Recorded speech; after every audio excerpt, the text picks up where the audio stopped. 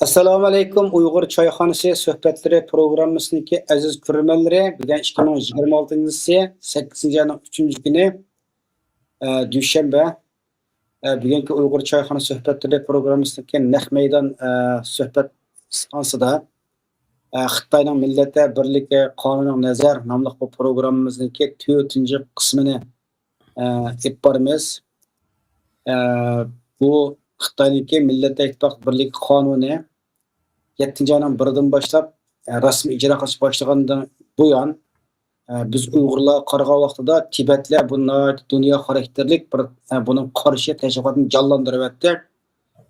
Ya'ni 7-ayning 2-kuni Lobgang Rangzi mana Birlashgan Tashkilotning oldida o'zini ko'ydirib olgandan keyin Tibetlar mana hozir bir oy oldida har kun dunyoning hamma yer namoyish qilyapti. Tunugun butun dunyo xarakterlik Lobgang Rangziniki o'zini ko'ydirib olganligiga xotirlab bir oyligiga xotirlash faoliyat o'tkazib, buning har qaysi joylar namoyish o'tkazdi. Jumladan Gollandiyadagi Xitoy elchixonasining oldida namoyish o'tkazdi. Shu namoyish taklif qildi, men borib qatnashdim, so'z qildik.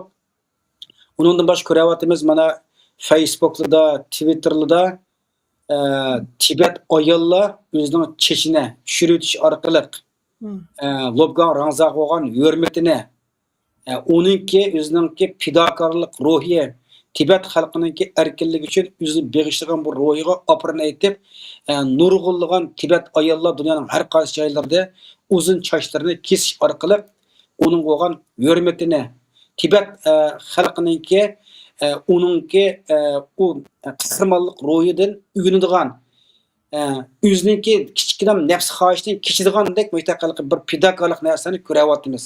Endi odat chechimizni biz erlargimi chechimizni tushiraylik, unda bir ish qilsak, har odamga ig'ir keladi raskem degan vaqtida. To'g'ri. Lekin endi ayollar uzun sochlarini hech qanday birisi ko'zida yosh chiqqan bir narsa shunda qahramonlik bilan o'zining nima uchun soch tushirishimizlarni so'zlayapti, ko'ryapmizda.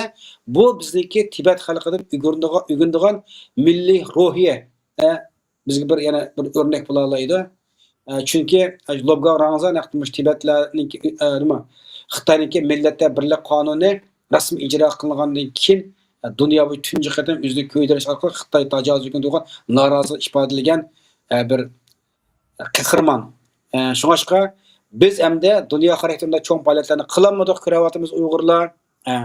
Unda bo'lgan keyin biz mana shu programmamiz orqali bo'lsa-mi, bu Xitoy tajovuz hukumatiniki Uyg'urlarni emas, Xitoy ishg'olchisi barliq millatning hammasini supurib tashlab yo'q qilib o'tayotgan bu qonunning ishi zot nimalar bor, nimalar yozilgan. Buni tafsili xalqni tushuntirish uchun biz buni bir necha qism qildik. Har qismni oz-ozdan so'zlab tushuntiramiz. Qanchalik qila olsak, shunchalik qilamiz. Shuning uchun bugun shunga 4-qismini boshladik. Bugungi bu ekranimizga qimmatli mehmonimiz Nurgul Saud xonim taklif qildi. Assalomu alaykum Nurgul Saud xonim, qimmatli vaqtingizni chiqarib Uyg'ur choyxonasi suhbatlari programmasiga naqmaydan qatnashganingizga rahmat aytaman. Va alaykum assalom. Ekran oldidagi barliq qarindoshlar, men Nurgul Sauddan sizlarga salom. Abdurimjon, siz to'g'ri dedingiz. Bu yerda hozir biz butun shu diasporadagi Tibet xalqi bilan biz Uyg'urlar o'tirsida cho'ng farq bor hozircha. Bu cho'ng farqniki bir nimasi bular qadamma-qadam o'zining noroziligini intayin sistemliq yaxshi ilib berib tushuntirib mengayotdi. Endi siz bayan bir narsani deb o'tdingiz. Men tönögün uni Facebook'da, Instagram shu ijtimoiy taratqularda ko'rdim. Shu ayollarninki bu erlarga qo'shilib chachlarini og'izib o'zininki Lobgang Rangzininki ruhiga atab qilayotganligini. Endi bu yerda bizda bir ruh endi Tibet buddizmining ichida bir odam maqsad chechini ilib bir o'zininki ash qarorga kelgini o'zining ruhini pokizlashdan derak beradi shu. Endi bu yerda Tibet xalqininki o'zining vatani, o'zininki xalqiga bo'lgan mas'uliyatchanligining naqadar zo'r ekanligini ashundan ko'rib olg'ili bo'ldi. Lobgang Rangzi hamda ularninki hozir milliy qahramonga aylanib ketdi. Milliy qahramoniga qo'shilib o'zinikimi shu yo'lda o'zininki hayotini qurbon berishni yanmaydiganligini ifodalab Aş ayollarmı ben kördüm endi uni aş uzun çaçları var ayollarmı erlerge qo'shilib çaçlarini og'izib, pokizlab, ruhini pokizlayotgan. Bu ruh milliy ruhni pokizlashchu. Uning aksicha hamda bizning oramizda bo'layotgan hozir ushshoq tushak jidal majra birisi birdan yog'liqniki o'yinni ko'tarib chiqadi, yana birisi birdan bir nimani ko'tarib chiqadi.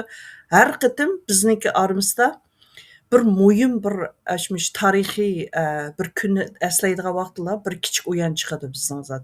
Chiqqan zodi.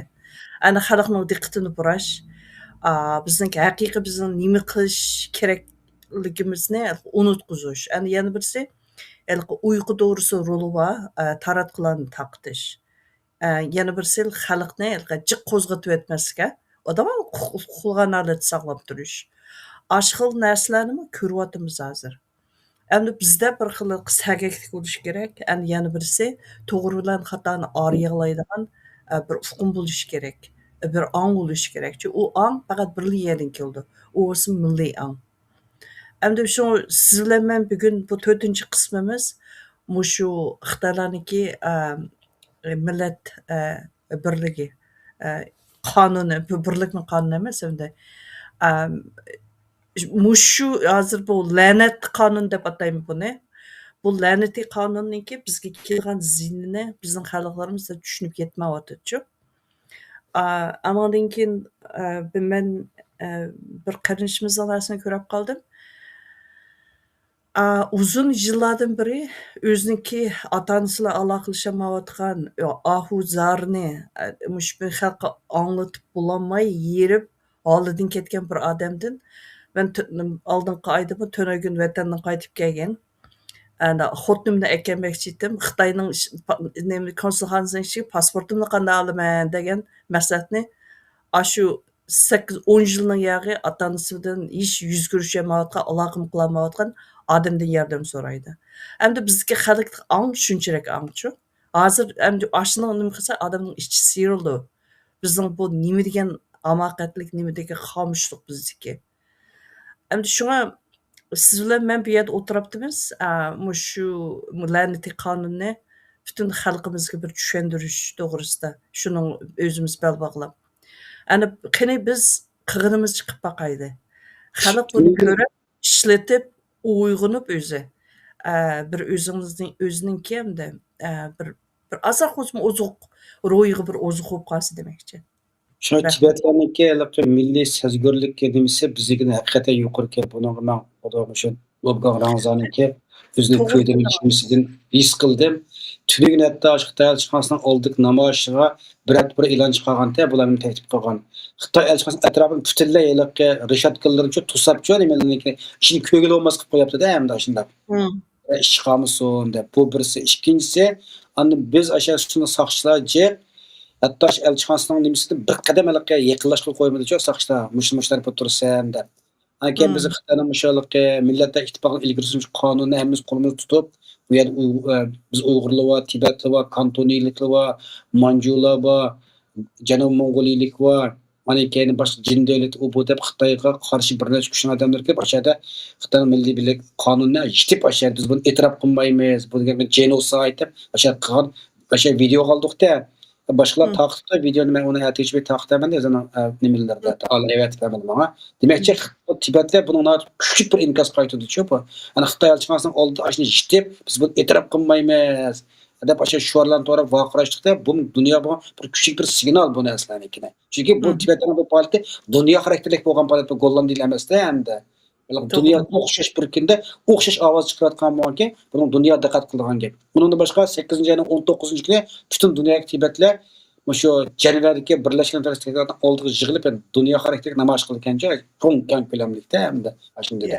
Demak, Tibetlardagi milliy ong, milliy ruh bizni haqiqatan kuchlikka. Men buni qo'l qo'ydim. Bu Mishad men siz gapingizni uzitib qoldim, kechirsiz. Mishad men bir nuqtani naydi bir o'tirib tashlab qo'yishni to'g'ri ko'rdim. Masalan, bizning oramizda ba'zan bir odamlar chiqqan burun, namoyish qarshi chiqibchi, namoyish qilganning foydasi yo'q deb yodingiz bormi? Ash kunlarni ko'rib ketdik biz. Masalan, agar namoyish qilganning foydasi yo'q degan ash ufqumni ko'tarib chiqqanlar hozir mush Tibetliklarningki qilayotgan ishiga bir qarab boqsin. Aşı namoyishning kuchi bilan Tibetliklarninki hozir mushu Xitoyning la'nati qonuniga qolgan qarshilik kuchi hozir dunyoni qoplayotidi. Әмілет ойлап бақсаңыз, ашу biz dunyoning siyosiy sahnasida 2017 yildan 2022 yilgacha biz 5 yil shu oldi tura oldik. Shunami? Hozir 2022dan keyin biz orqaga yenib ketyapmiz. Bizning ishimizga hozir xalqning xiyoli ham kelmaydi, qari yo'q. Ashuna holatga tushib qoldik. Ashning sababi nima? Bizdagi sistemalik o'zimizning qilayotgan xizmatimizni ilgari surib, ilib boramaslik, ishimizga chiriklik.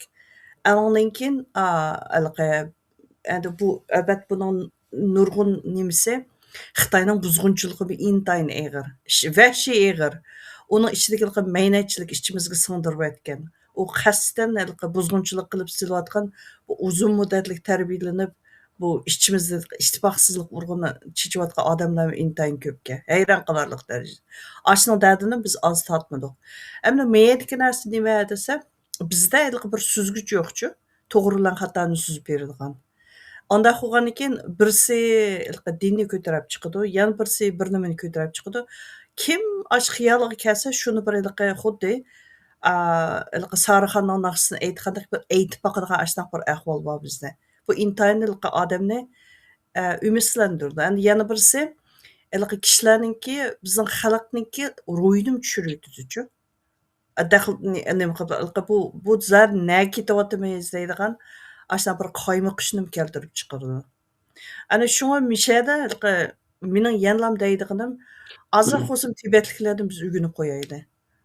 Yani ulardaki hozirgi ruh, ulardaki hozirgi ittifoqlik bir yerga kelib qilayotgan ishlar bu intayin yer sharini tevirtyapti hozir. Uni e'tirof qilayli. Rahmat. Ondan sonra biz xizmatimizni boshlab ketamdik. Oldingi 3 sonda biz 3 qismda 5dan tortib 37 moddagacha tafsil tarjima qilib ham analiz qilgan. Bugun 38 moddasidan boshlaymiz. 38 modda. Davlat Majlisining munosabatli tarmoqlari va noy darajadan yuqori yerli xalq hukumatlari yezigiligi, ekologiya, shahar, bozor qatorliq turli bo'shliq o'rnashtirishlarini burtash planlashi va a'lollashtirishi.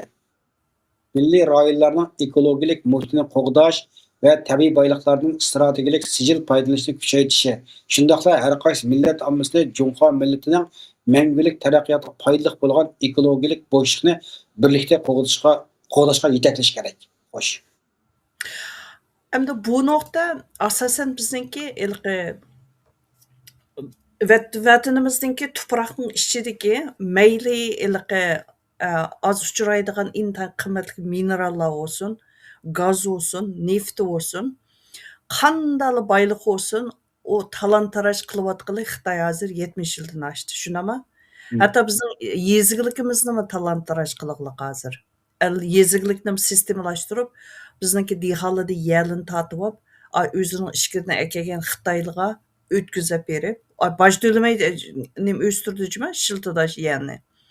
Andan keyin uni har mundaqcha aytganda, uninki sistemalik holda muqim bir turlik mahsulotni muqim bir yerdan chiqara oladigan ashuna bir sistemani paydo qilib bo'ldi hozir. Yeziglikda hatta.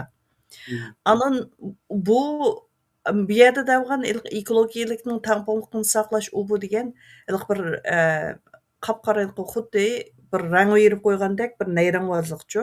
Buningdagi asosiy maqsad yanalam bizniki shu vatanning ichidagi bu tabiiy boyliqda tugagini yo'q. Ya'ni davomli tarantarash qildi. Bu Xitoylarning hozir qilayotgani uzun muddatlik kelarki 50 yillik o planning ichida mushadagi tabiiy boyliqni qanday qilganda men 100% mening o'zimning ishim uchun ishlatarlayman deganni planliq elib berayotgan narsa borchu. Hozir yaqinda chiqqan masalan neft krizisida bu Xumuzningki nimiz taqilib qolgan vaqtida. Xitoyninki ichida o'zi saqlab turayotgan neft ashlarga butun dunyo hozir neftninki bozor kasatlashib neft kirmagan ahvoldan 180 kun yetarlaydi. Shundami? U faqat o'zining zapas energiyasiga qartilgan. Agar Aşı 180 kun ketgan neft tugab ketdi degan taqdirdami bizning vatandin chiqadigan neft ana yana birsi Qozog'istondami bu yetkazayotgan neft u bular bilan Xitoyniki umumyuzlik demasa endi oqsab qolmaydi. Uniki neftdan kelayotgan tabiiy gaz bu narsalar bir chetda tutib tursin. Neftning o'zi asosan bir mezgil shu Xitoyningki ehtiyojni qamdab ma'laydi shu. Hozir endi jami 3 tur bo'ladi. Ikkisi bizning vatandan, birisi Qozog'istondan kirib mangadigan neftninki. Ashning bilan o'zininki nimasini energiya ehtiyojini qamdab ketalaydi. Ana mandaqcha aytganda iqtisodga cho'ng chak ketmaydigan bir ahvol borchu. Uningdan boshqa hozir bizningki nima bor? Litium deysiz, u bu dunyoniki shu hozirgi eng ilg'or texnikasini qo'llab mangadigan nima tuproq deymiz? Unutib qoldim. Seriq topa, sirtopa. Seriq topa anandan keyin qimmat mineral. Ranglik metallar. Aslında hammasi bu, mesela seriq topa asosan hozirgi Xitoyninki o'zining elib berayotgan shu mayli soli batareya bo'lsin, u bu nimasini butunlay qamdab ketadi. Bu chunki 80% dan ortiqi bizning vatandan chiqadi. Aninkisi dunyoga hozir taqilayotgan seriq topining 25% bizning vatandan chiqadi. Aşının özümüz şu. Şun bu yerdagi narsa hargiz bizga bak ko'ngil bo'lib ketib, ma xalqning ekologiyasi yaxshilanib, sal uzunroq umr ko'rsin, nimasi tan salomatligi yaxshiroq bo'lsin, turmushi ilgari sursin degan gap emas. Asosliq bu yerdagi narsa bizdagi tabiiy boylikqa qartilgan. Bu yanami sistemlik tajovuz talon-taroj qilishniki bir asosi bu 38-modda. 39-modda o'tab ketaylik. 39-modda Davlat Majlisining munosabatli tarmoqlari va chegara rayonlaridagi noyob darajadan yuqori yerli xalq hukumatlari chegarani gullantirib, xalqni beyitish, chegarani muqimlashtirib, chegarani mustahkamlashni bir tutash planlab ilgari surishi, chegara rayonlarining qurilishini qo'llash va yordam berishga ilhom berishi, ul aslaha va ommaviy mulozimat aslahalari qurilishini ilgari surishi, shundoqla chegara kantlarining odam turmush muhiti va ishlab chiqarish turmush sharoitini yaxshilatish kerak. Davlat Majlisining munosabatli tarmoqlari va chegara rayonlaridagi noyob darajadan yuqori yerli xalq hukumatlari chegara bo'yi shahar bozor sistemasi qurilishini kuchaytirishi, echitish va taraqqiy qildirish siyosatlarini mukammallashtirishi, echitish, taraqqiy qildirish uskullari va kasb usullari aslahalari qurilishini ilgari surishi, kasbning taraqqiyot miqdorini oshirishi, chegara savdosini qo'llashi, chegara sayohatchiligini taraqqiy qildirishi, shundaqla chegara halqigan iqtisod hamkorlikqa ilhom berish kerak. Endi bu yerda nurg'un 39-moddada nurg'un hukmlar borchu. Shu hukmlarning ichida biz eng diqqat qilgan bir narsa bu yerdagi chegarani gullantiramiz deb bu burundan tatib bor bu Xitoylarninki hozir 1979-yildan tatib olib kelayotgan bir cho'ng bu bir shuar xarakterlik bir nimasi nayronbozligi. Buni bilamiz biz. Lekin bu yerdagi bir narsa yezi kanatlarni sistemli holda ishlatish deydigan bir hukm borchu. Ana bu hozir 10 yilning yog'i ishkirdan chiqib yezi kanatdagi, masalan, o'zining hukumatlar sistemasi bo'lsin, yer ishlatish bo'lsin, xalqlarni boshqarish bo'lsin, kamplarni qurib, qayta tarbiyalaymiz deganda bana qilib, bular odamni bir qur supurib yo'qotadi. Qirg'inchilik orqaliqchu. Ana uning o'rniga o'zining odamlarini akib saplab bir yerga olib bordi. Lekin xizmati tugmadi. Endi 39-modda aşı xizmatni yana bir sistemalashtirish. Shunga yezi kanat eng asos qatlamdagi shu yerlarda tugatib bo'lolmagan xizmatini mush orqali qiladi bular. Ana bu orqali qiladi deganimiz ashida qanchalik sistemlashib o'zining qalbiga tushira olsa, ana bu o'zining qalbi degani Junxo millatini asos qilgan Xitoyning manfaati uchun xizmat qiladigan qalbi. Bu özümüzdeki bu yezi qishloqdagi o bichar Uyg'ur dehqonlar u xalqninki ahuzari, ularning turmushining qanday bo'lishi uning bilan kari yo'q. Ashlar ashning deginiga qul bo'lib, bo'ysunib, bir non bersangmi ma'qul deyman, yerimdan bersangmi ma'qul deyman, bagininki rozi deydigan yerga tiz pukkizib ashak ekib boshqara olsa, bularninki eng cho'ng qilgan g'albisi shu. Ana meyedagi yana birisi nayta cho'ng chiroyli holda chegara rayonidagi mulozimatni yaxshilash, mulozimatni taraqqiy qildirish u bu deydi. Bu mulozimat degan narsa zot nima? Buni tushunish kerakchu. Bu yerda hamma narsa sistemalik bo'layotgan bir narsani biz davomli degidek o'zimiz yodimizdan chiqarib qo'ymaslik kerak. Bu sistema nima uchun kimga xizmat qildi deydigan narsani o'ylash kerak. Bu sistema nimaninki Xitoyninki o'zininki shu chegara rayonida qurgan davlat mudofaasi uchun xizmat qildi. U o'zi deydi-ku Xitoy, mavmi dedi buni. Uning shu nimani masalan bizningki vatanning ichida Bingtonda nechisi bor? 13 bor. Shunami? Shimoldan g'arb janubgacha butun nima qilayotgan. U birinchi belbog'. Hozir ikkinchi belbog'ini qurib bo'ldi. Uchinchi belbog' endi yeziq qishloqnimi ash o'ziniki ash harbiy sistemaga qo'shib o'talsa, shuning uchun xizmat qildigan qilsa, demak bu chegara rayonini kontrol qilib bo'lgan bo'ladi. Bu 39-moddadan 3-belbog'ini qanday quramiz, qanday qilib mukammallashtiramiz deganga qaratib yezilgan bir narsa. U hargiz mulozimatni yaxshilab xalqniki kunini yaxshilayman deb qilayotgan narsa emas bu. Shunga bizningki o'zimizningki shu yezi qishloqdagi bizning eng qadimiy madaniyatimiz, o'zimizning tili, urf-odatimiz hamma narsa saqlanib qola oladigan jamoatimiz saqlanib aşı narsanimi ashuni yo'gab akirib o'zining sistemasi uchun xizmat qila oladigan qilsa, bu degan eng cho'ng g'alaba Xitoy uchun aytganda. Ashunga qaratilgan nuqta. Rahmat. 3 belbog' qilgan emas. 1-belbog' 1979 degan 3-belbog' hozir 2-belbog' haqida ozroq bir tushuncha bersingizda. 2 belbog'da ma bu nimani yodingizda bormiki? U 2000-yil boshlandiku deyman. 2000-yili shu Xitoylar WTOga kirib bo'lishning oldida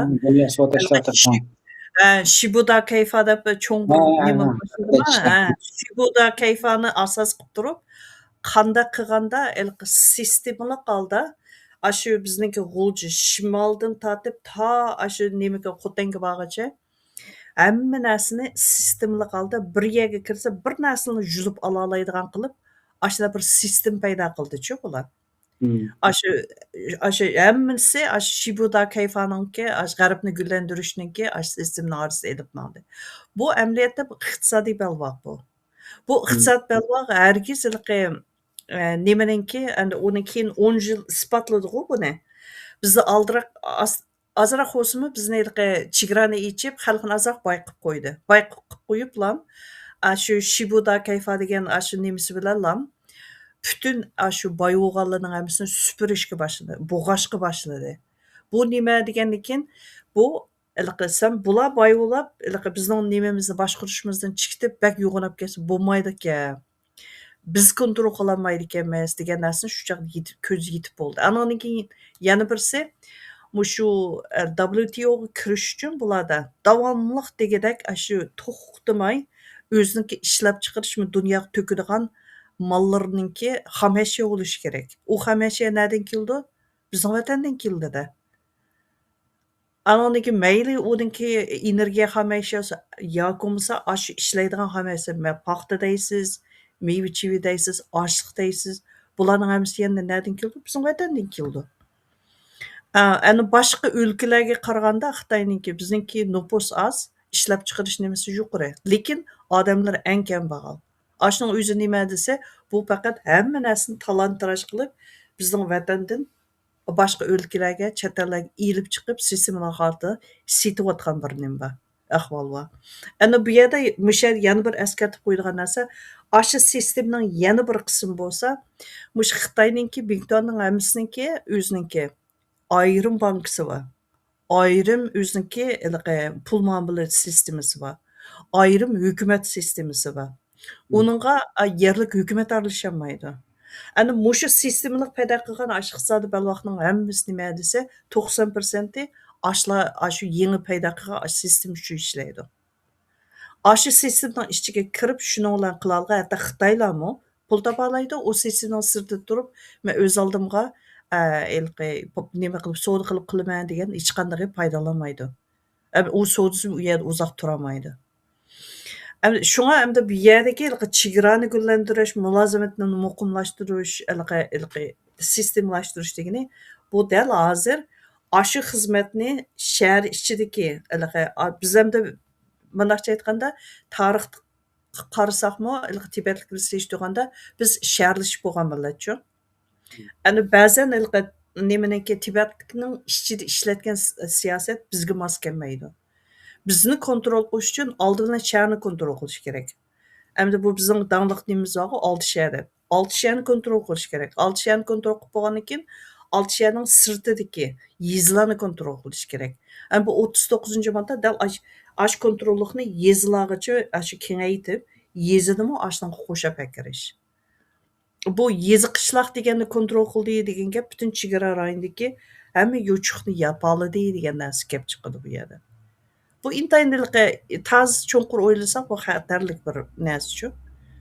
Ana shunga bizniki men nima deyman, biz buni o'qib mushu moddaning na ko'rib na to'xtaydigan bizni yaxshi tushuntirishimiz, yaxshi bilishimiz kerak degan narsa dal shu. Ana yana birisi bu chegara sayohatchiligini taraqqiy sayohatning rolini biz tushundik-ku. Sayohatni hozir saqt siyosat sayohat orqali nimada Xitoy hozir xalqaro o'zining obrazini yaxshilayotdi.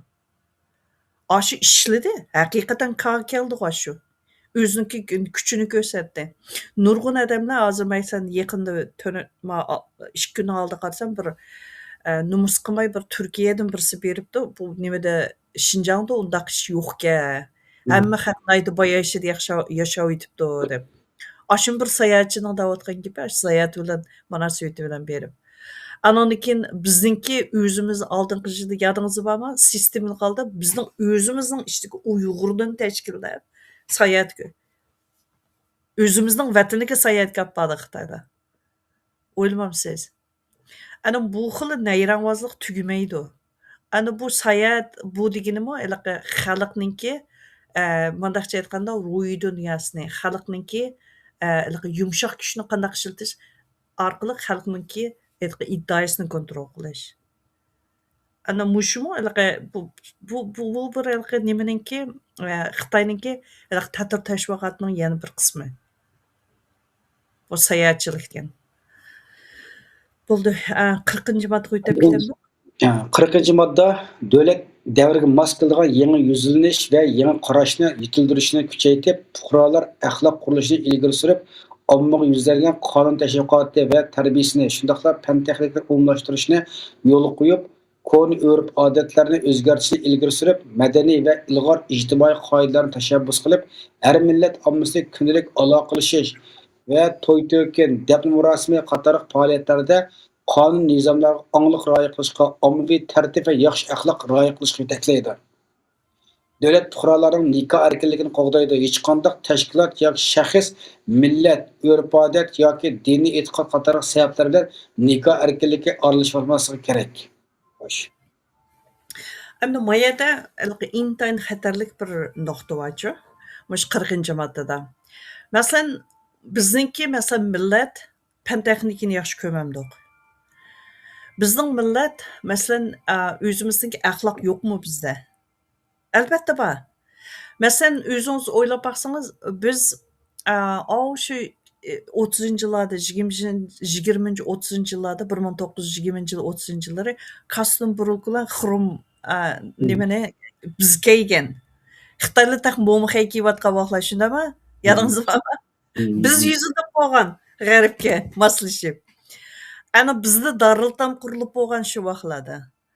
Ana bizning ziyolilarimiz shu nimagacha shu vaqtdagi Sovet ittifoqi, Germaniya bo'lsin, Yevropa andan keyin shu chegaraning sirtidagi boshqa davlatlarda tarbiyalanib qaytib kelib, o'zlariningki yezi qishloq o'ziningki yurtini güllendirdiği aşağı hizmetini kılıbatqa vaxtla. Şunama aşkıl alet tuturup hazır bu nime kilovatı dese bizni ilk pen texnikini yaxşı kömeydigan yakın karşı medeniyeti yok. Hatta ilki bunda umumlaşkan ahlak ölçümü yok. Aşna bir milletke düşürüp koyuvatkan bir ahval vaçı. Bizde hemen nasıl ba? Ana yana birisi bu yüzleri hazır bir qilibni şekillendirip aşu qilibni Cunha milleti degan anını asas qilgan shu qilibni bizning to'y to'ykunimiz ishlarimizga akiryotidi.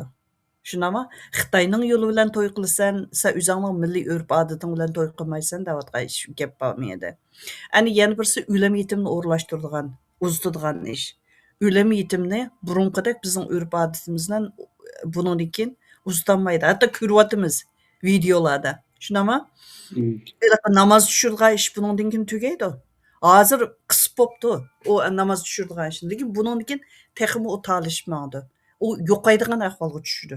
Ash narsami. Andan yana birisi burun nurg'un narsalarga majburiy aldab silab Xitoylar bilan to'y qilib bu yerda intermarriage deb biz nurg'un narsalarni qilib ketdik.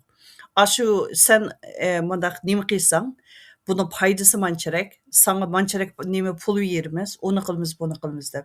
Am bundan keyin u xil ahvol kengaygan sari ota-onasi bolalarga bir nim deyolmaydigan holatga olib bordi. Agar ota-onasi yoki urug' tuqqanlar birisi uning qarshi bir gap qilsa, uning qonun bo'yicha oshni shu odamni jazolaydigan holatga akiladi.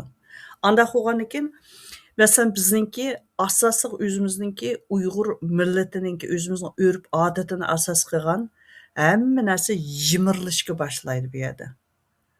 Yimirlashga boshlagandan keyin biz millat sifatida yana mavjud turib bo'lalamliq, bo'lamamliq deydigan mandaq masala kelib chiqdi. Mavjud bo'lolmaymiz.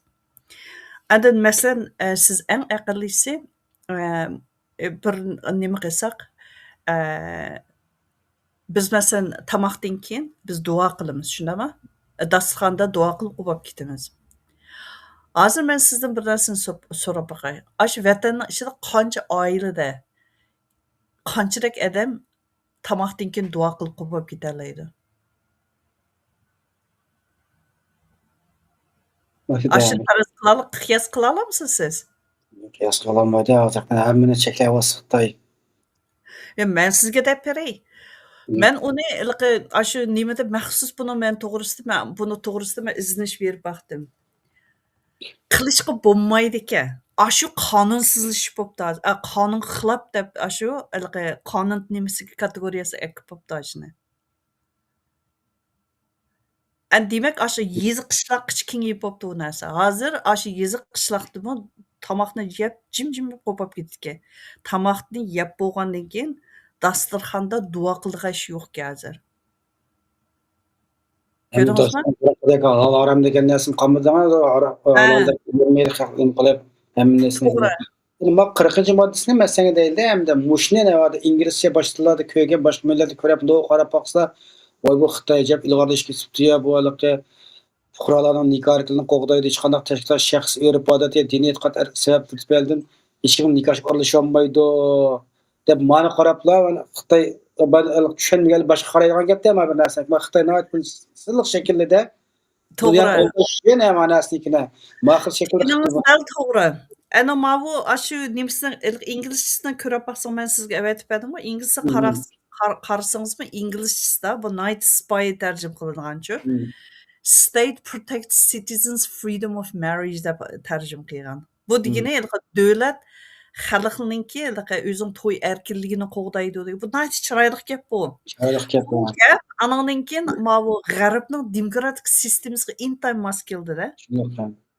Endi demokratiyaning sistemaga mos kelgandan keyin bu g'arbliklar buni tigitakdan bu anthropologik jamiyat bu jamiyatshunoslik u nuqtadan qaramay voy bu sening qonunda huquqingni qo'g'dayapsa nima uchun sen qarshi chiqsa deydigan andan narsani deyishdi yamaydi bular. G'arbning demokratik nimalari bu shu solchilar birinchi olib chiqadi. Nimaga qarshi tursa sen zodi bu sening huquqingni qo'g'dayapti deydi. Amaliyotda bu huquqni qo'g'dagan emas. bizni shu chiroyli nimani deb dastak qilib turib, bizning o'zimizning burundan tatib kelayotgan o'zimizga ozuq bo'la oladigan madaniyatimizni, urf odatimizni supurib tashlaydiganga rasmiy buni qonunlashtirib menayotgan bir qonun modda bu. Buningdek xatarlik narsa bu bir qatim tarixda ko'rinib boqqan. Fashistlik qila oladi buni. Fashizm qila olgan o'z vaqtida. Hatto u boshqa u hukumat, bu hukumat ani qildi, mani qildi deymiz. Buni muntazamlashtirib qila olgan bir narsa fashizmni oldi bilan qildi. Uningki ruslar qildi. Rus kommunistlari. Endi Xitoylar qilyotdi buni. Ana bu shunday ahvolchi. Shunga biz bu narsani o'qiganda birinchidan tarix oq ko'rinishga qarash kerak. Ana yana birisi bu zodi nimaga markaz qilib turib qilingan qonun bu, chiqarilgan qonun deb uni qarash kerak. Shung bu yerdagi narsa Xitoylarningki bu nationalism degan hukm borchi, g'arbniki. Nationalismning bu o'ttir holatda tursa bu yaxshi narsa. Vatanparvarlikni tashviq qila oladi. Xalqniki birligi, xalqni birga aklaydigan hukm bo'ldi. Balki nimaga o'ng tarafga bak ig'ib ketgan vaqtida bu odatda qabiy holatga aylanib ketadigan bir narsa. Bu hozir Xitoylarniki chiqayotgan 40-moddasi dal shu. Bu o'zininki bir millatchiligini qaysi darajaga olib boryapti desa, mendan boshqa hech qanday bir millatning madaniyati, tili, urf odatiniki mavjud bo'lib turishiga ruxsat yo'q deydigan yerga olib boryotgan gap. Bu narsani biz unda oddiyli bunday tushunib, shu inglizcha qilib bergan tarjimasi bo'yicha tushunib maqsaq bo'lmaydi-ki. Buning cho'nqur modda o'zimizningki, tilimiz bilan o'zimizningki iddaomiz bilan, o'zimizning Uyg'urcha kalimiz bilan tushunish kerak buni oldi bilan. 41-moddaga o'tib ketamdi? 41-modda. Partiya komitetining birlik kelgan rahbarligi, hukumatning qonun bo'yicha boshqarishi, birliksab xizmati tarmoqining moslashishiga rahbarlik qilishi, millatlar ishlari tarmoqlarining vazifalarini astoydil ado qilishi, barliq tarmoqlarning moslashishi va jamiyatning keng ko'lamda qatnashishi qatorliq alohidliklarga ega millatlar ishlari xizmati ramkasini qo'g'dash va yaxshilash hamda bu xizmatni moslashtirish mexanizmini kuchaytirish, markaziy organlarning birliksab xizmati tarmoqlari va davlat kengashining millatlar ishlariga mas'ul tarmoqlari Cumhur millati o'rtaq gavdasini mustahkamlash hamda millatlar ittifoqligi va taraqqiyotni ilgari surish xizmatini mamlakat miqyosida umumyuzlik moslashtirib, nazorat qilish va yo'l qo'yishga mas'ul yerlik birliksab xizmati tarmoqlari va har darajalik millatlar ishlariga mas'ul tarmoqlar o'z rayonlarida mazkur xizmatlarni moslashtirib, ilgari surish, tashkillash va yo'l qo'yish va nazorat qilishga mas'ul. Xo'sh. Bu nuqta mandaq bir narsa borchu. Har qanday bir davlatda, har qanday bir sistemda sizning memory sistem bo'ldi. Shundami? Ana sizda qonun bo'ldi, ana sizda armiya bo'ldi. U uch narsa, uch ayrim nima qilib bo'ldi. Qonun 41-moddasi bu o'tirliqdagi qonun sistem bilan memory sistemni bir-birisiga chiqib o'tgan yer borchu, birlashtirib o'tgan yer bor. Masalan, birlik sap bilan Millatlar ishleri komiteti degan bu memory sistemga tushadigan narsa bu. Xitoyningki siyosiy qurilmasining bir qismi. Shundami? Hozir oshini sen qonuniy huquq beryapti yoshlarga. Mush 41-moddaga huquqni berib, xalq agar oshning digini bo'yicha mangmasa, bu mening bu yerda ko'z tutayotgan xalq deganim, ya'ni shu bizniki Uyg'urlar va boshqa asonliq millatning ko'z tutadi.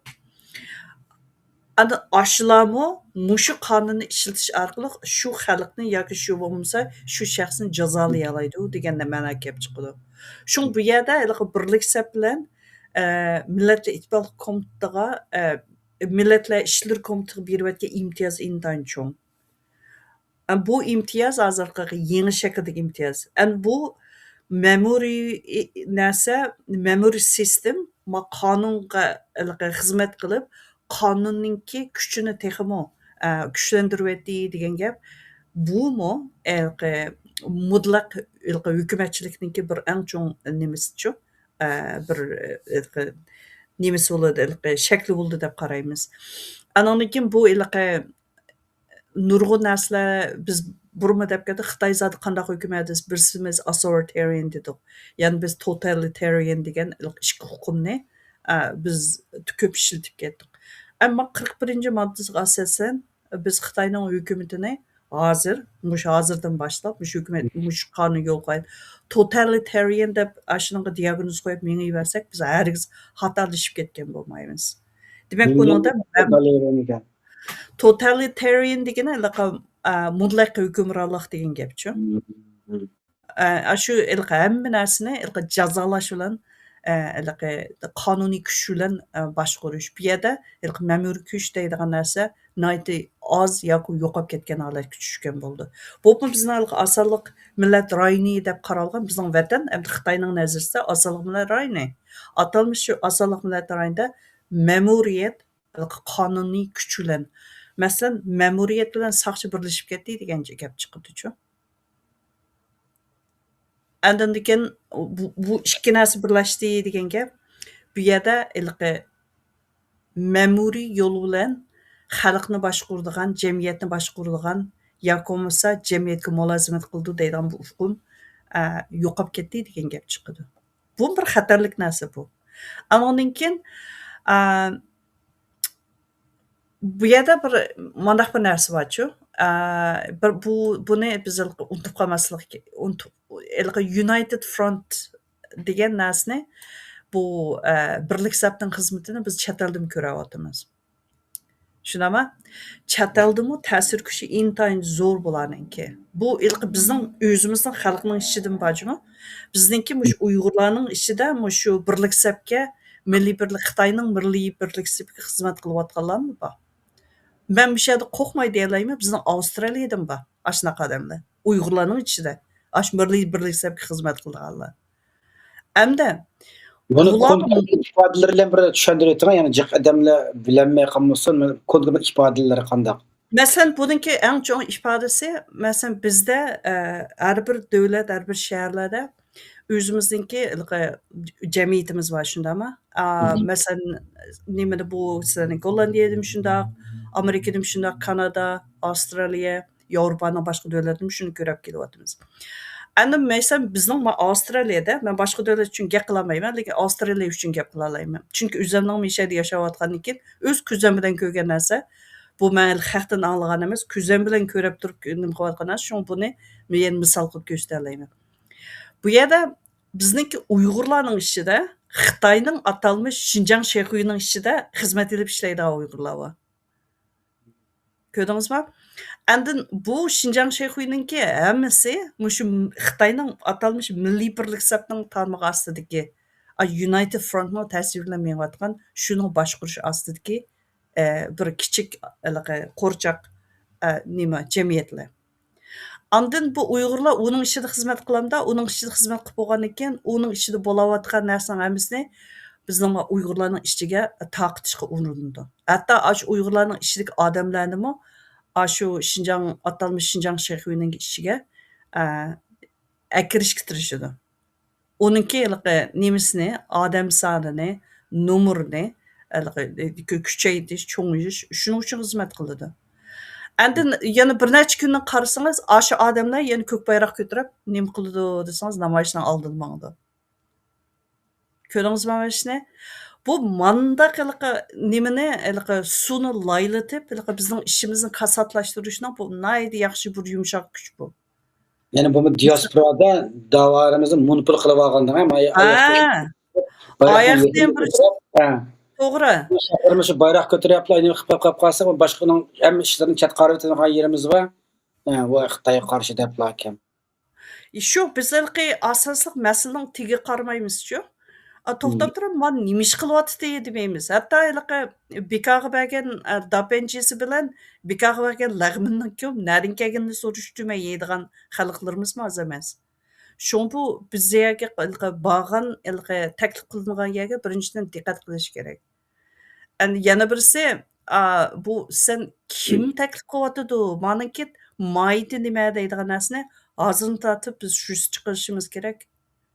Biz diqqat qilmasak, o'zimizningki nimaga putiga o'zimiz putlashib ketadigan ahvol hozirni tortib kelib chiqadi. Andın yana birisi Mishada deydiganim shu United Front'ningki bizningki xalq arasida milliy birlik atalmish milliy birlik sepininki. Kuzatkichilik roli borchu. Bu kuzatkichilik roli shunchalik kuchligi bizningki odamlarimizni o'zimizningki ozroqlik ovoz chiqarib, ozroq harakat qilib, ish qilib menayotganlarni birinchidan yolg'iz qoldirishga, uningki nemisini obro'yini tushirishga, andan keyin yana birisi qilayotgan ishni yo'q chiqarishga, ashning urinishda davomliq deganda qutratqilik qilib, davomliq deganda ish teriblamadi. İş chiqariblamadi. Ashningda bularning roli intayin kuchlik, intayin ahamiyatli mangadi.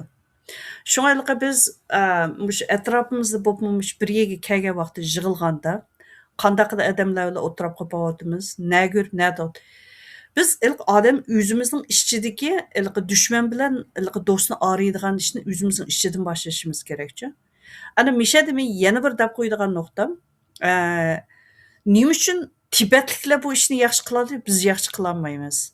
Men ashunga hayron. Tibetliklar bu nihoyat aniqkan. Bu Xitoyga ishlaydigan Tibetliklarni 24 soat qaramay nim olib chiqara oladigan-ku ular. Supurib, ishtirib chatga chiqarib qo'ya oladi ekan. Bu bizning aramizda o Xitoyga ishlaydigan Uyg'urlar yil-yillab ichimizda u do'sqandan ma do'sqanga, azorundan ma sorunga, hatto ko'k bayroqni ko'tarib degandek, shu namoyishdan qolmay, namoyishdan namoyishgacha mang'alaydi ekan shular. Shundaq nimada hamda avvatchilik bularga. Endi mening shu kalamda o'tmaydigan bu Tibetliklar qila olgan ishni biz nima uchun qila olmaymiz deydigan mana bir masala chiqdi. Bu millatga qilgan xiyonatchilikmi yoki o'zimiz yashayotgan davlatga qilingan xiyonatchilik? Bu nima o'zadi bu? Bu yerdagi da'vatgan axloq o'lcham bo'lish kerak bizda. Bu axloq o'lcham nereden keldi? Buni biz kalimizni silkib o'tsak o'ylab qo'yadigan masala. 42-ci maddaga o'tib ketamdiq. 42 madda merkezi ve ülke derecelik organlarının tarmaqları, şundaqla yerlik hükümet organlarının tarmaqları öz mesuliyeti dairesinde Cumhur milleti ortak gavdasini kuchaytirish hamda millatlar ittifoqligi ve taraqqiyotni ilgari surish xizmatini ishlash kerak. Bu organlar öz o'rinlarida millatlar ittifoqligi ve taraqqiyotiga ziyon yetkazgan har qanday qilmishni darhol to'sishi lozim. Devlet xizmatchilari o'z vazifasini ado qilish va kundalik turmushda Cumhur millati o'rtaq gavdasini mustahkamlash hamda millatlar ittifoqligi va taraqqiyotni ilgari surish jihatda ulgu bo'lish kerak.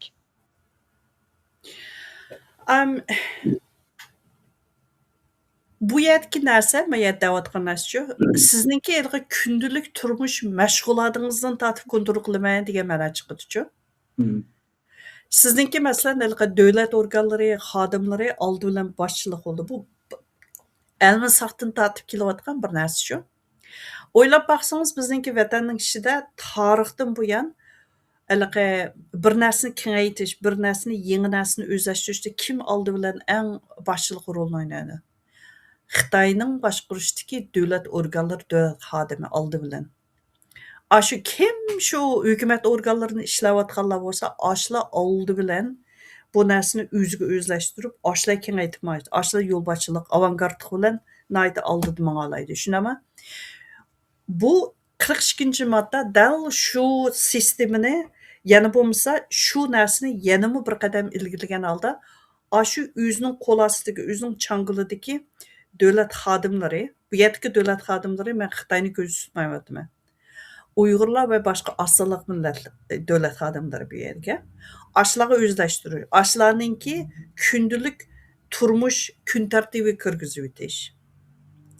Ashlar o'zish bo'lgandan keyin ular orqali xuddi bu yerda zanjirsimon ta'sir kuchini kengaytgandek atrofdagi odamlar kengaytish. Bu har bir odamningki kundalik turmushigacha singib kirib ketish degan mandaq bir ma'no chiqadi bu yana. Bu degan o'ylab baqsangiz har bir odamningki o'zining shaxsiy turmushi bo'ldi. Shundami? Hukumat, davlat qonun orqali bir odamning shaxsiy turmushiga, shaxsiy kundalik kun tartibiga aralashish degan ma'no chiqadi. Bu tajovuzchilikdan boshqa ish emas bu. Har bir odamning ish harakati inchik aşa holatgacha kontrol qila oladigan ashuninggacha o'zi anaqa xuddi kamerada kuzatib mangandek ashunga ko'z quloq bo'la olish degan bu tarixda bo'lmagan emas, bu bo'lgan ish bu madaniyat inqilobiда bo'lgan. Biz beshimizni o'tkazib boqqan, bizning ota-onalarimiz, bizniki cho'nglar beshidan o'tkazib boqqan ish bu. Hozir aşı narsani qonunlashtirib, mayagani qayta akiryotidi. Bu da şu Tibetlarniki ikki namoyishga taklif qildi. Mana ikkisi birisi Rangziniki, Tibetlar 3 qat namoyish qildi mush bir oy ichida. 7-chi oyning 1-chi kuni mush Xitoyniki Millatlar Ittifoqi qonun yo'l qo'ygan kun Tibetlar dunyo xalq namoyish o'rlashtirib Dam maydonida chaqirdi mening ketmisha bir so'zlarda. Bularning qo'lida shu United Law Genocide deb shu Xitoyning Millatlar Ittifoqi qonuni 40-chilik degan lozunga yasab chiqdi-da bularniki. Bunu kirib men bu 40-chilik bizda bular necha yildan yo'q bu Tibetlar buni yasab chiqdi endi deb o'sha qilib hozir savol kelib qoldi-ku bularniki. Burun bular kultural genocide deb ishlatdi. To'g'ri.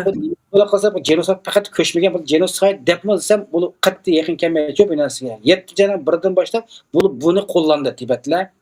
Uniga Lobga Rangzanik nimsidimi? Yana ash tashviqot bor. Tuniga Xitoy chiqargan namoyishning yana ash bir narsalar borda. Endi men buni rasm tushmabdi ekan, tuniga bir necha parcha rasm tushib oldimda Xitoyning davlat kiribining oldida turibmiz o'tirib. Buni hozir biz qachonmiz qilsa Uyg'ur genocide deb shu lozungimizni tushib qolish uchun namoyishda hozir haqniga qarasak yo'q. To'g'ri. Bayroqlar bayram ko'tarib chiqdi, bayroqlar hech nima yo'q. Chiqqan yanchiq chiqayotgan namoyishga bayroq ko'tarib chiqqan shunda ozib ketyapti. Ma Tibetga qarab baksam bayroq shu qadar jiq bular hammasi bayroq va undan sirt dunyoning siyosati, Xitoyning siyosati nega qarab ketyapti? Naq shu dunyo Xitoyning siyosatiga masalliq loyihalar lozungalar qo'lida borda bu narsalarniki. Bular To'g'ri dedingiz. Birdan boshlab bular United Law Genocide degan lozungalarni dunyo xaritasida Tibetlarnikida biz ota Uyg'urimiz uni ko'tarib chiqqan bir narsa yo'q. Ya bu to'g'ri Uyg'ur namoyish o'rlashtirmadi, hech nima qilmadi. Bu Tibetlarniki bu Xitoyning siyosatini xalqaroda lobbichilik harakati bu qo'llanayotgan bir nimasini yaxshi ashyolar lozungalar ifodalab berayotgan narsa diqqat qildim bu qatim. Endi mishada men bir deb qo'ydigan narsam endi mush 42-moddadagi Xitoylar bu narsani mush qonunni bizningki ro'y dunyosimizni kontrol qilish darajagacha olib boryotidi-ku. Mush 42-modda shuni ifodalaydi. Mushunchalar ish bo'layotgan yerda biz endi Uyg'ur genocide degan sizdek ash ufqumni, biz ash hashtagni biz paydo qila oldik, shunami? Hamda xalqarodami buni biz davomli kengaytib 5 yil uda ishlata oldik. Endi hozir mush ay mush kunlar kelgan vaqtida biz tushib kelyapmiz. Bizning Uyg'ur genocide bir chet qilib qolib, hozir u genocide degan gapni siz degan Tibetliklar ishlatadi. Lekin yaxshi sistemli ishlatadi deb qarayman. Nima uchun degan chaqda ular 103 yillar emas, mush Xitoyninki hozir unity law degan narsa mushu insoniyat uchun bir qirg'inchilik degan andaq hukmnimi bularga shakllantirib menyapti-ku. Bu o'ziga mening Tibet menilar qirg'inchilik qilmayotdi, mendan boshqa atalmış asonliq millat deb qaralgan boshqa millatlarnimi qirg'in qiladi deydigan hukmnimi tiklab shakllantirib menyapti. Bu deganlik bu Tibetliklarni o'zidan boshqa odamlarni o'ylay oladigan millatga deydigan hukmni shakllantiryapti. Bu bundaq millat boshqa millatlar bilan birga yashay oladi ham gullana oladi. Shunami? Endi o'zidan boshqa hech kimni o'ylamaydigan shaxsiyatchi millat u eng avval o'zining manfaati uchun hammani qurbon qilib oladigan bir millatga aylanib qoldi. Bu intayin xatarlik. Undaq millat uzunga bormay o'zini o'zi nobud qilib oladi. Lekin mayadagi Tibetning tanlayotgan bir yo'li men o'zim uchun so'zlamay mening atrofimdagi menga o'xshash boshqa nimaga uchrayotgan, mush qirg'inchilik uchrayotganlar uchunmi so'zlayapman? Ziyonkashlik uchirganlar uchunmi men so'zlayapman deydigan mundaq bir hukmni shakllantiryapti. Shu men shu nimasi shu nuqtadan qaragan chaqda Tibetliklarning qilayotgan bu yo'li, tutgan yo'li intayin yaxshi-ku, ijobiy bir yo'l deb qarayman. Endi ashqil ijobiylikdimi, endi biz o'rganib Bizmi qandaq qilamiz, biz qandaq qilsak bo'ldi deydigan bu narsani bizmi qayta o'ylanib beqishimiz kerak. Uyg'ur genosayd bilan to'xtab qolmaslik kerakchu. Buni kengaytirish kerak. Buni texim taraqqiy qildirib, yana nimalarni qilish kerak. Namoyish yana bir diqqat qilgan nuqtam bularligi tutmuş Xitoy ishg'oloti asman amasal namoyish o'rlasam chiqadiganligi jinliqli va yunnaliksa mustaqillikni qo'llaydigan yana bir necha tarmoqlar bor. Buni o'zimiz Xitoy emas deb balki Twitter'da yozildi. Ashtaning hamma chaqirdi-chu, kel ashaga debdi. Hammasi keldi. Unudan sert nereden tapgan mush mushuklarning haqqini qo'g'daydigan, yani hayvonlarning haqqini qo'g'daydiganda ularni tatbiq yaptı. Ularni tatbiqlab bu Xitoy mani yeb tuchitib bordi hozir. Ajnamizni debdi. Aytib so'zlatgan 40 maddasi bor, o'sha ekologik muhit narsanikini. O'sha ekilib, o'sha to'xtatib qo'yib, o'shada yeni qatorliqi chiroy Xitoy o'xshab ketadigan, hamma o'zini Xitoy demaydigan ekibni qo'yib, o'sha qo'ldan hamma so'zlab tashlanikini. Bir ayol maxsus so'zlab ay videoni taqibdi degan qarasamda, shosh mala hozir shunda mal lobbichilarga yomon yaxshi ketyapti-da hamda nimasiga. Uning qarab ekan men o'tirib qolib, buni biz hozirki namoyish qilib qolsam, men mana shu Xitoyga o'xshamagan chiroqda o'xshab ketadigan o'zlariga yunnanlik, uyalmaylik, uyalik, bu yer Xitoy biz besmagan texim ko'plab namoyish qilib, ana bundan ekan so'zlab bilmishlar tura. Mana shularga United Genocide degan tutay qo'llarni deb tutqizib hamda mushta tashviqotni men o'zimizga shu nimasi foydalansak bo'ldi-ekan degan narsaning Tibetdan nimasi bilib keldim shu bir narsalarni. Hozir kutib qanday nuqtada bu. Diginoz to'g'ri. Endi buni oldi bilan bizningki bütün dünyanın hamma yerda bizda o'xshamagan tashkilotlar bor. Men yaqinda qarasam, o Dünya Uyg'ur qurultaymi o'zininki qarmag'i ostidagi o'ziga a'zo deb qaragan 50 tak tashkilotni birlashtirib bir qo'shma bayonot e'lon qildi-chu. Endi o qo'shma bayonot e'lon qilgani, endi shu qonunga nisbatan qarshi turib qilgan qo'shma bayonot. Bayonot ularda to'xtab qolmaslik kerak qoidasi. Agar sening doirang ichida 50 tashkilot bo'lsa, 50 tashkilotning hammani bir yerga ekib 50 tashkilotda jeneri bor, ta'sir kuchi bor, namoyishdan bir ishni o'rlashtirib bak, ko'rib baqayli. Ana ondan keyin yana birisi, shu sistemada qoldi, o'xshamagan davlat, o'xshamagan qit'alarda bir lobbichilik kunnimisini apaq, faoliyatini apaq, uni bir ko'rib baqayli. Shunga bu yerda bir narsa, mandaq damdamchilik bilan bo'lib qolmaslik kerakchu. Ko'z qilib, men 50 tashkilot qo'l qo'ydi, mana bayonotim deb. Onlarla to'xtab qolamiz. U narsa hech nimani ifodalayolmaydi. Şekli ko'rinishida amaliy bir harakat yo'q-da bu narsa. Harakat yo'q, faqat ko'rinish qilam, ashuna bir chiqarib qo'ygan narsa. Uni kengaytirish kerak. Uni amaliy harakatga aylantirish kerak. Sen agar amaliy harakatga aylantirolmasang, uningki hech qanday qiymati bo'lmaydi. Yo'q, shu ichpadingizda aslida hozir shu deyapman men nuqtaning birini debdingizda, mushna va Dunyo Uyg'ur qult 50 tashkilotlardan chiqqandan keyin birisi mana Uyg'urni kuzatishdan birisi Tibetlardan birisi ikkisi avatchi mana narsani. Sening tashkiloting yo'q-ku deydi. Bizni chaqirsa, sen tashkilotlarni chaqiramiz. Sen bu Xitoyning United qonuniga qarshi namoyishlarimizga kirasan deydi. Faoliyatlarini ko'ryapmiz deydi. Hatto Bitterwinterdan maqolam chiqdi bu narsani ko'rdik deydi. Sen nimishqa yo'q meningda deydi. Sen nimishqa yo'q deb mendan so'ramay bu narsanikni sen Dunyo Uyg'ur qurultayining raisiga, Do'lqin Isaloga, Turg'unjoylardan so'ra, Abdurim G'ani nimishqa men faoliyatni qilyapti bizdan billa. Mala nimish qatmaysan bu 50 tashkilotga qaysi tashkilotlarnikini nimishqa nurg'un tashkilotlar va oktipatlarga bular buni qitilmaydi deb ulardan so'rasan, son xato so'rding sen. Desem kulib ketdi o'lima o'tirib. Voy, bu ishning ishvorgan o'lim biliglik narsanikda. Amaliy harakat qilayotgan biz qo'limizni ochib Xitoyning Unitedga qarshi namoyish qilayotgan, qatnashyapmiz, so'zlayapmiz, necha qatim so'zliq video chiqarib bo'ldik. Amaliy harakat bor qo'limizda. Yezyapmiz, lekin o'zim birdan bir tashkilot deb nima qilayotganlar bizni shu chetga qilmoqda bir narsalarni. Ularning xiyoliga kirmagan bilan va Uyg'ur kuchak Nurg'adamlar va o'sha yangi qo'qib qas bir narsa evatib birdan bilan mana qanday qaraysa bir narsalarni deb aytasiz. Degandek mushtaq narsalarga uni meni qo'l nima qilsa hamma odamga uqtirish qilish kerak, biraz evatchish kerak-ku o narsalarnikini. Unda faoliyatga qatnashishimiz kerak, o narsaga tanqidlash boshqa narsa, lekin dunyo qancha kuchli signal berishimiz uchun texnik amaliy harakat bo'lib qolsa, buning texi yaxshi. Lozikani yo'g'on namoyish qilib, aynan bir bayonot e'lon qilib qolsa, ta'sir bo'ldi-da bir narsaning. Biz ta'siri yo'q bu narsaning.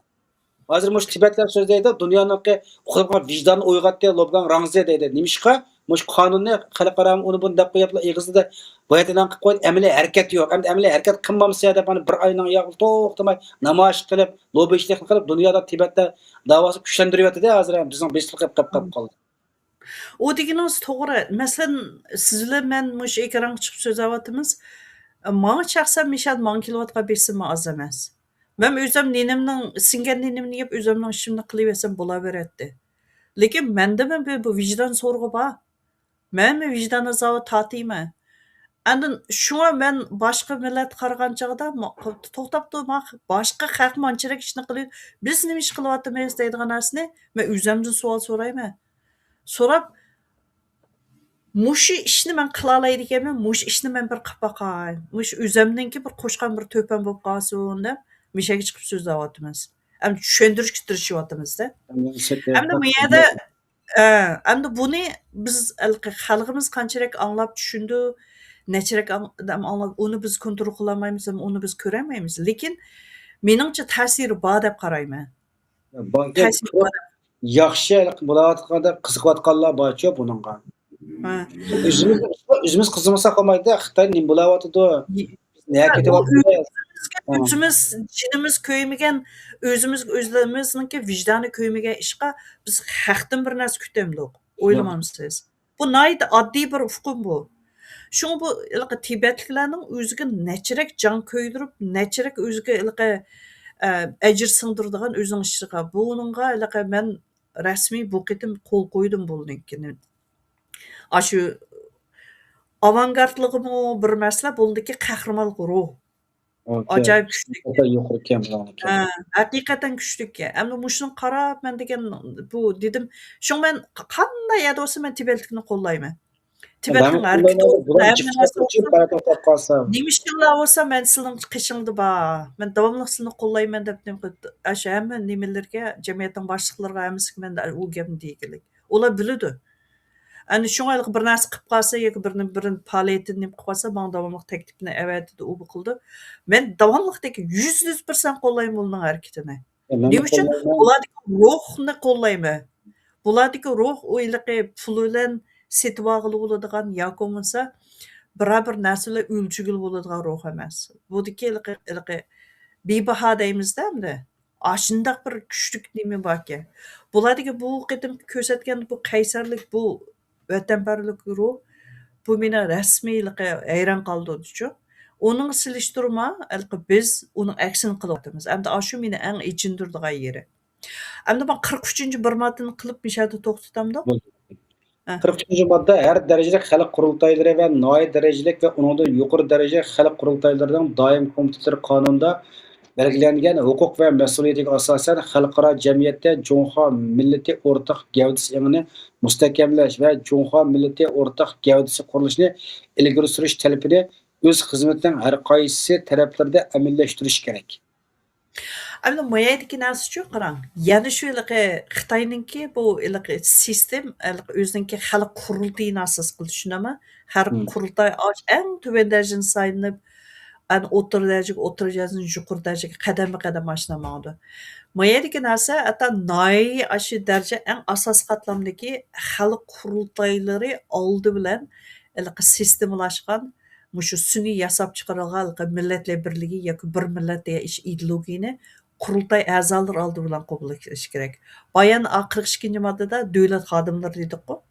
Ashlarninki kundalik turmushdan tortib ideologiyasi, ish harakati, so'zi hammani qiliblashtirish. Endi bu 43-modda o'zininki qurultay a'zolari, qurultay vakillari, xalq qurultayi, atalmish xalq qurultayining atrofidagi odamlarni qanday qilib shu safning ichiga akirish, qanday qilib shu o'zinki shu sun'iy yasab chiqqan shu millat birligi, bir millat degan shu Junxo minzu degan shu xil ideologiyasini shu a'zolarga umumlashtirish.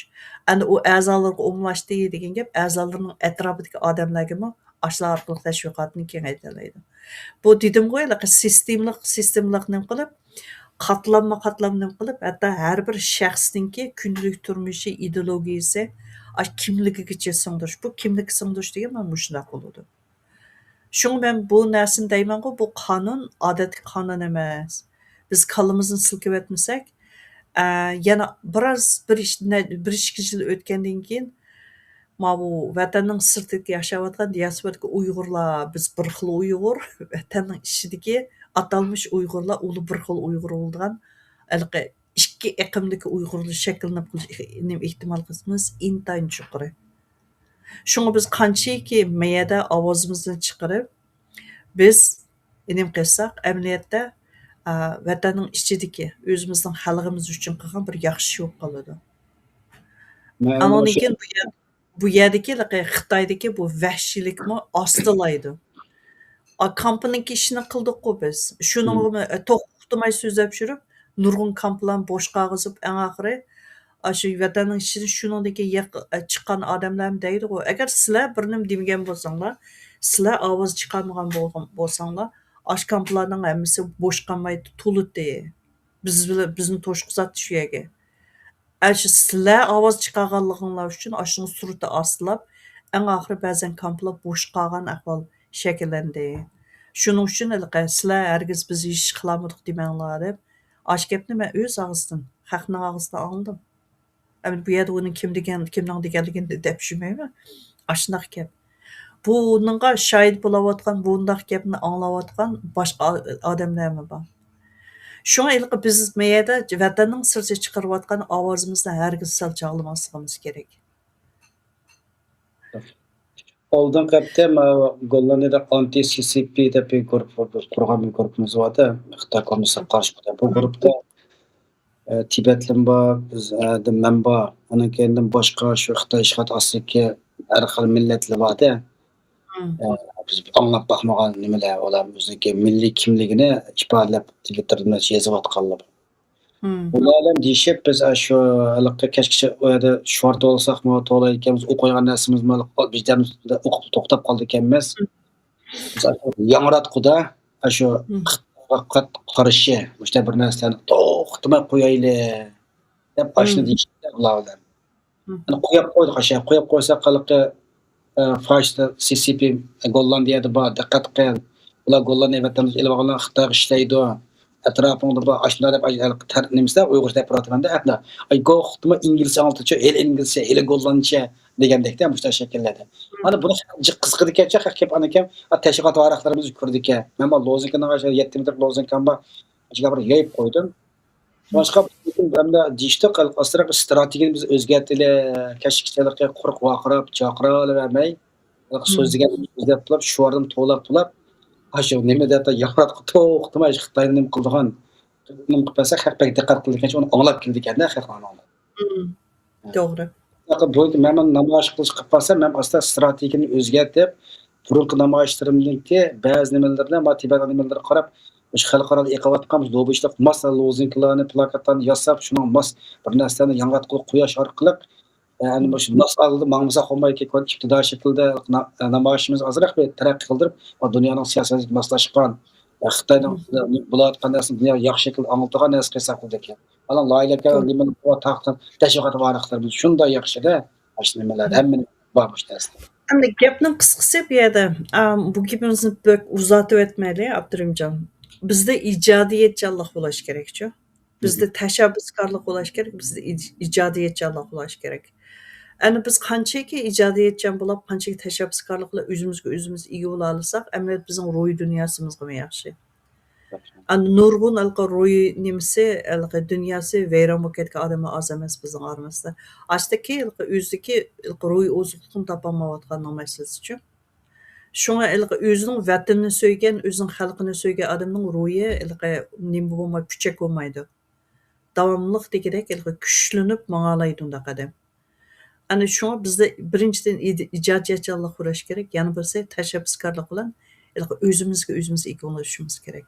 Men mush ikki nuqtani deb qayta takrorlab Undashda bugungi suhbat programmamizni 43-moddada to'xtadik. Hamkilar nima deymiz, oxirini yaparmiz. Ya'ni muhim bir nuqtani eskartib qilib qo'yay. Yana bir suhbat programmamiz bor. Buningdan yana 18 yil ilgari, ya'ni 2008-yilning 4-kuni Qashqarniki Saman yo'lida Abdurahmon Azad Qurbonjon ikki qarindoshimizniki 2008 ayning 8 Beijing Olimpik yig'iniga 4 kun qolgan vaqtida bu ikkisi Xitoyniki chegara tekshirish askarlariga hujum qilib 17 Xitoyni o'ttirib, 15 Xitoyni ig'ir yaralandırib, dunyoga Uyg'ur xalqining qahramonligini, Uyg'ur xalqininki tajovuzga qarshi ovozini anglatib, dunyoni hayron qoldirgan bir milliy ozodlik harakatimiz var. Bu vaqtda alayda bir suhbat programmasi o'rnashtirdim. Payshanba kuni kech soat Amsterdam vaqt soat 9da. Şunga bu programmamizni ko'rib qo'yinglar, taqib qo'yinglar. Yangi programmalarni qilamiz. Uyg'urlarning milliy ro'yini uyg'otadigan, o'zimizning milliy kimligimizni eslaydigan, Uyg'urlar uchun chiqqan qahramonlarimizni xalqimizni tunishtiradigan milliy ro'yini uyg'otish uchun bu yangi programmalarni davomli qilamiz. Biz bergi suhbatimiz mishaga bo'lsin. Payshanba kuni kech soat 9 ko'rishamiz. Allohga emanet.